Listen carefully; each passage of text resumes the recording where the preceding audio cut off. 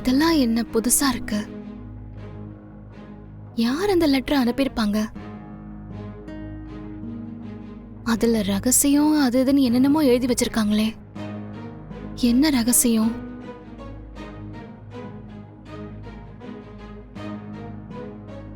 என்ன பாரதி, குட்டி போட்ட பூனை மாதிரி அங்க இங்கேயும் நடந்துட்டு இருக்க? பாட்டி, நான் இருக்கிற டென்ஷன் புரியாம காமெடி பண்ணிட்டு இருக்காதீங்க. என்ன பார்த்தா அப்படியா இருக்கு? நானே அந்த லெட்டர் வந்த டென்ஷன்ல இருக்கேன். இதுக்கு நீ எதுக்கு டென்ஷன் ஆகுற? அந்த லெட்டரை எழுதினவங்க ஆதியை பத்தின ரகசியத்தை சொல்றேன்னு சொல்லியிருக்காங்க. அது என்னன்னு தெரியல. ஆனா உனக்கும் ஆதிக்கு நடுவுல இருக்கிற ரகசியத்தை பத்தி அந்த லெட்டரை போட்டவனுக்கு தெரிஞ்சிருந்து அத சொன்னா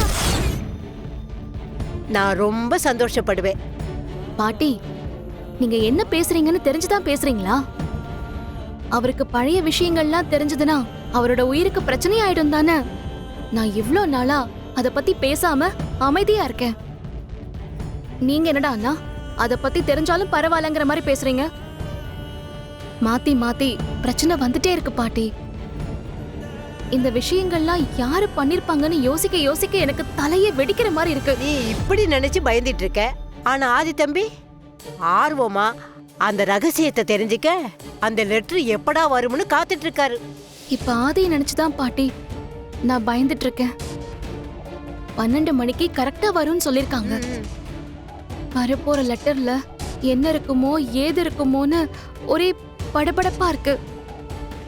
யாராவது ஏதாவது சொல்லி ஆதிக்கு பழைய விஷயங்கள்லாம் தெரிஞ்சு அவரோட உயிருக்கு எந்த பிரச்சனையும் வந்துடக்கூடாது பாட்டி. இந்த நிமிஷம் எனக்கு அது மட்டும்தான் முக்கியம்.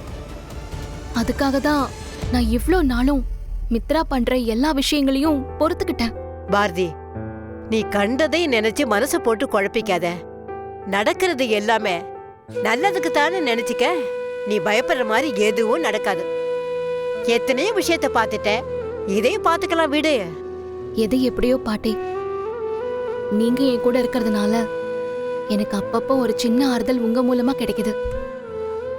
இல்லனா நான் உடைஞ்சு போயிருப்பேன். பாரதி, இன்னும் எத்தனை நாளைக்கு தான் நான் இப்படியே இருப்பேன்னு நினைக்கிறேன்? நான் கண்ணை மூடுறதுக்குள்ள நீயும் ஆதியும் ஒண்ணு சேர்ந்து உங்களை ஒரு குடும்பமா பார்த்துட்டா நான் நிம்மதியா போய் சேர்ந்துருவேன். பாட்டி, ஏன் பாட்டி இப்படி எல்லாம் பேசுறீங்க? உண்மையதான் சொல்ற பாரதி.